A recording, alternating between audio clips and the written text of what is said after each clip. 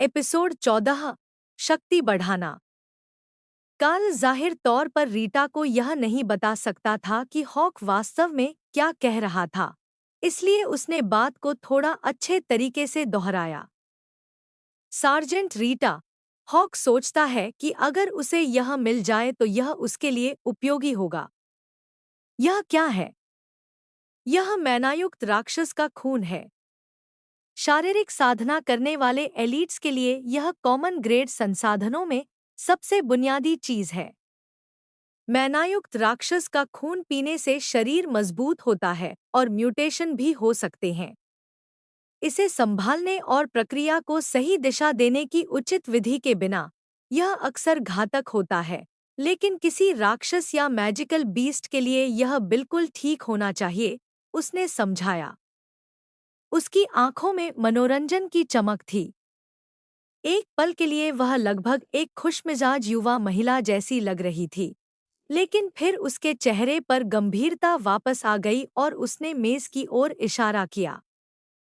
उसे बाहर बुलाओ ताकि मैं प्रक्रिया देख सकूं। अगर यह काम करता है, तो अकादमी उस पक्षी के लिए और संसाधन उपलब्ध करवाएगी, जब तक कि वह एक उचित कॉम्बैट यूनिट में विकसित न हो जाए।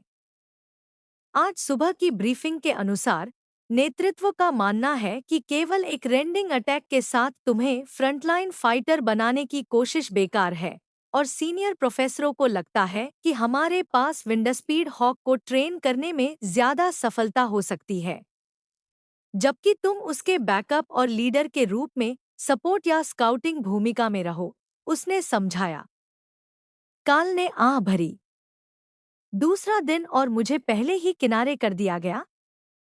रीटा उसकी निराशा पर ईमानदारी से हंसी। सभी मैजेस को भी इसी दिशा में विकसित किया जा रहा है। यह हताहतों को कम करने का एक तरीका है। जितने ज्यादा लोग गोलेम्स, समन्स, बैरियर्स और तुम्हारे मामले में मॉन्स्टर्स के पीछे से लड़ सकते हैं, उतना ही बेहतर हम मैजिकल बीस्ट्स का सामना कर सकते हैं, और दूसरे देशों की सेनाओं के खिलाफ हमारी सफलता की संभावना उतनी ही ज्यादा होगी। वे जानते हैं कि हमारे पास बढ़त है, और यह सापेक्ष शांति ज्यादा समय तक नहीं चलेगी। अगर तुम तोप के चारे की तरह इस्तेमाल नहीं होना चाहते, तो तुम्हें ताकत हासिल करने के लिए जल्दी से काम करना होगा। इसलिए पक्षी को मजबूत करो, और जब तुम्हें लगे कि तुम दूसरा पेट लेने के लिए पर्याप्त मजबूत हो, तो मुझे बताना और अकादमी तुम्हारे लिए कुछ उपयुक्त खोज लेगी। कल के उस प्रशिक्षण कार्यक्रम से यह काफी बड़ा बदलाव था, जिसमें उसकी शारीरिक ताकत को जितनी जल्दी हो सके बढ़ाने पर ध्यान दिया गया था। लेकिन अगर वे उसकी शक्तियों के बारे में उससे ज्यादा नहीं जानते थे, तो वास्तव में ऐसा बहुत कम था जो वे उसे सिखा सकते थे, सिवाय उन तरीकों के जो अलग-अलग शक्तियों वाले दूसरे लोगों के लिए काम कर चुके थे। लेकिन हॉक पहले ही मेज पर आ चुका था और खुशी-खुशी मैनायुक्त राक्षस का खून पी रहा था, जबकि उसके शरीर से ऐसी शक्ति निकल रही थी जो किसी कॉमन ग्रेड बीस्ट से अपेक्षित शक्ति से कहीं ज्यादा थी। कुछ सेकंड बाद प्रभाव जैसे कम हो गया, लेकिन जो हॉक पहले निगलने जितना छोटा था, वह अब काफी बड़ा हो चुका था।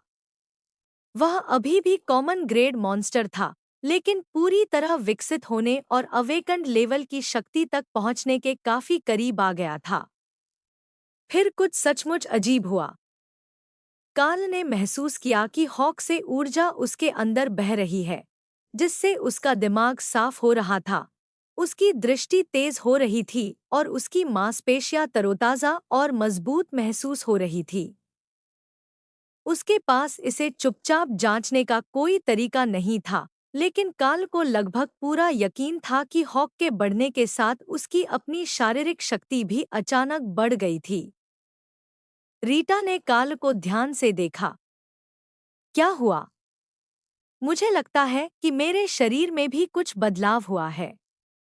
मैं मजबूत महसूस कर रहा हूँ, काल ने जवाब दिया। हॉक ने अपने पंख फैलाए और खुशी से चहचहाया।